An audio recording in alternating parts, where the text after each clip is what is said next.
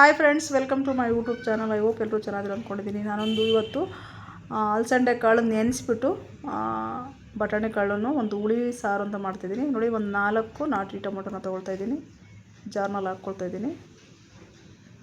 ನಿಮ್ಮ ಮನೆಯಲ್ಲಿ ಕ್ವಾಂಟಿಟಿ ನೋಡಿಕೊಂಡು ಹಾಕ್ಕೊಳ್ಳಿ. ಮತ್ತು 2 ಈರುಳ್ಳಿ, ದಪ್ಪ ಈರುಳ್ಳಿ, ಅದನ್ನು ಕಟ್ ಮಾಡಿಕೊಂಡು ದಪ್ಪ ಹಾಕ್ಕೊಳ್ತಾಯಿದ್ದೀನಿ.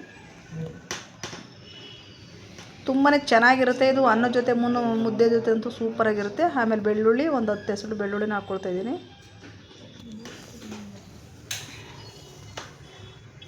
ಮತ್ತು ಕೊತ್ತಂಬರಿ ಸೊಪ್ಪು, ಸ್ವಲ್ಪ ಕೊತ್ತಂಬರಿ ಸೊಪ್ಪು, ಮತ್ತು ಹಸಿ ತೆಂಗಿನಕಾಯಿ ತುರಿ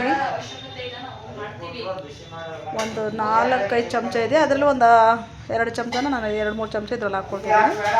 ಇವಾಗ ಮನೆಯಲ್ಲೇ ಹುಣಸೆ ಹಣ್ಣು ಸ್ವಲ್ಪ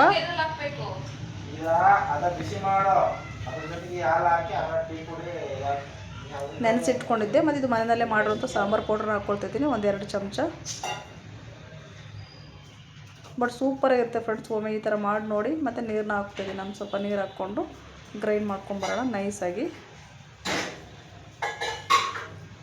ಮತ್ತು ಸ್ವಲ್ಪ ಖಾರದ ಪುಡಿನೂ ಹಾಕ್ಕೊಳ್ತಿದ್ದೀನಿ, ಒಂದು ಅರ್ಧ ಚಮಚದಷ್ಟು. ಇದು ಕಾಶ್ಮೀರಿ ಚಿಲ್ಲಿ ಪೌಡರು, ಇದು ಖಾರನೂ ಇದೆ. ನೋಡಿ, ರುಬ್ಬಾಯಿತು. ಈ ಥರ ನೈಸಾಗಿ ಮಾಡ್ಕೊಬೇಕು. ನೆನೆಸಿದೆ ಅಲಸಂದೆ ಕಾಳನ್ನು. ಇವಾಗ ಒಂದು ಕುಕ್ಕರ್ನ ಇಟ್ಕೊಂಡು ಒಂದು 2-3 ಚಮಚ ಎಣ್ಣೆ ಹಾಕ್ಕೊಳ್ತಿದ್ದೀನಿ. ಸನ್ಫ್ಲವರ್ ಆಯಿಲ್ ಇದು. ಸೂಪರಾಗಿರುತ್ತೆ. ಓಕೆ, ಒಮ್ಮೆ ಟ್ರೈ ಮಾಡಿ ನೋಡಿ. ಎಣ್ಣೆ ಕಾದ ನಂತರ ಒಂದು ಅರ್ಧ ಚಮಚದಷ್ಟು ಸಾಸಿವೆ ಹಾಕ್ಕೊಳ್ತಾಯಿದ್ದೀನಿ. ಇದು ಚಟಪಟ ಅಂತ ಸಿಡಿಲಿ. ಇದು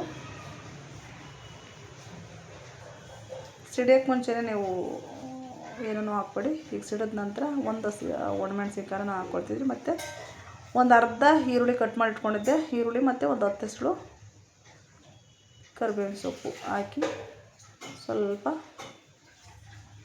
ಅದು ಫ್ರೈ ಆಗಲಿ. ಸ್ವಲ್ಪ ಹಿಂಗನ್ನು ಹಾಕ್ಕೊಳ್ತಿದ್ದೀನಿ ನಾನು. ಇದು ಹಸಿ ಕಾಳಾಗಿರೋದ್ರಿಂದ ಹಿಂಗನ್ನು ಹಾಕಿ, ಬಟ್ ತುಂಬ ಟೇಸ್ಟಿಯಾಗಿರುತ್ತೆ ಮತ್ತು ಜೀರ್ಣಶಕ್ತಿಗೆಲ್ಲ ಒಳ್ಳೆಯದು.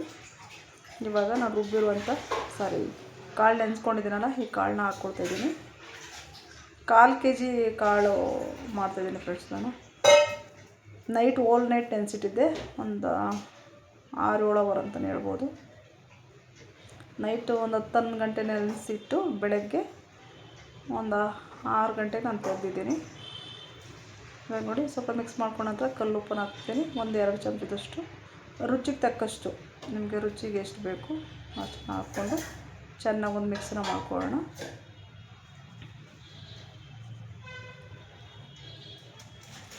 ನಂತರ ಈಗ ರುಬ್ಬಿರೋಂಥ ಮಸಾಲೆ ಹಾಕ್ಕೊಳ್ತಿದ್ದೀನಿ. ಇದು ಹುಳಿ ಸಾರನ್ನು ಸೂಪರಾಗಿರುತ್ತೆ. ಇದು ನೀವು ಚಪಾತಿ ಜೊತೆ ತಿನ್ಬೋದು, ರೈಸ್ ಜೊತೆ, ಮುದ್ದೆ ಜೊತೆ, ಮತ್ತು ದೋಸೆ ಜೊತೆ ಸೂಪರಾಗಿರುತ್ತೆ. ಓಕೆನಾ? ಈಗ ಒಮ್ಮೆ ಮಿಕ್ಸ್ ಮಾಡೋಣ. ಚೆನ್ನಾಗಿ ಮಿಕ್ಸ್ ಮಾಡ್ಕೊಳ್ಳಿ. ಮತ್ತು ಇವಾಗ ನಿಮ್ಗೆ ಎಷ್ಟು ನೀರು ಬೇಕೋ ಅಷ್ಟು ನೀರನ್ನ ಹಾಕ್ಕೊಳ್ಳಿ. 1 ಲೀಟ್ರು, ಒಂದು ಅರ್ಧ ಲೀಟ್ರ್, ಎಷ್ಟು ನಿಮ್ಗೆ ನೀರು ಬೇಕೋ ಅಷ್ಟು ನೀರು ಹಾಕ್ಕೊಳ್ಳಿ. ಹಾಕ್ಕೊಂಡು ಲಿಡ್ನ ಕ್ಲೋಸ್ ಮಾಡಿ ಚೆನ್ನಾಗಿ ಒಂದ್ಸಲ ಮಿಕ್ಸ್ ಮಾಡ್ಕೊಳ್ಳೋಣ. ನಾನೊಂದು ಲೀಟ್ರಷ್ಟು ಹಾಕ್ಕೊಳ್ತಾಯಿದ್ದೀನಿ. ನೀರು ನಿಮಗೆ ಎಷ್ಟು ಬೇಕೋ ಅಷ್ಟನ್ನು ಹಾಕ್ಕೊಳ್ಳಿ. ಓಕೆನಾ? ಬಟ್ ನಾನು ಒಂದು ಲೀಟ್ರ್ ಹಾಕಿ ಲಿಡ್ನ ಕ್ಲೋಸ್ ಮಾಡಿ 2 ವಿಸಲ್ ಬರೆಸ್ತಾಯಿದ್ದೀನಿ. ಹಾಗೆ ಬೇಕಾದರೂ ಬೇಯಿಸ್ಕೋಬೋದು ನೀವು. ಟೈಮ್ ಇಲ್ಲ ಅಂದರೆ ಈ ಥರ ಒಂದು 2 ವಿಸಲ್ನ ಬರೆಸ್ಬೇಕಾಗತ್ತೆ. ಲಿಡ್ ಕ್ಲೋಸ್ ಮಾಡಿ 2 ವಿಸಲ್ ಬರೆಸ್ಕೊಳ್ಳೋಣ. ಇವಾಗ ನೋಡಿ, ಓಪನ್ ಮಾಡ್ತಾಯಿದ್ದೀನಿ ನಾನು. ರೆಡಿಯಾಗಿದೆ. ಫಸ್ಟ್ ಟೈಮ್ ಯಾರಾದರೂ ಈ ವಿಡಿಯೋನ ನೋಡ್ತೀರಿ, ಲೈಕ್ ಮಾಡಿ, ಶೇರ್ ಮಾಡಿ, ಸಬ್ಸ್ಕ್ರೈಬ್ ಮಾಡ್ಕೊಳ್ಳಿ. ಮತ್ತು ಲಾಸ್ಟಲ್ಲಿ ಫ್ರೆಶ್ ಕೋಕೋನಟ್ ಸ್ವಲ್ಪ ಉಳಿಸ್ಕೊಂಡಿದ್ದಲ್ಲ, ಅದನ್ನು ಹಾಕ್ಕೊಳ್ತಾಯಿದ್ದೀನಿ. ಮತ್ತು ಕೊತ್ತಂಬರಿ ಸೊಪ್ಪನ್ನ ಹಾಕಿದ್ರೆ ಹುಳಿ ಅಲಸಂದೆ ಕಾಳು ಸಾಂಬಾರು ರೆಡಿ. ಮತ್ತೆ ನೆಕ್ಸ್ಟ್ ವಿಡಿಯೋದಲ್ಲಿ ಸಿಗೋಣ. ಟೇಕ್ ಕೇರ್, ಬಾಯ್ ಬಾಯ್.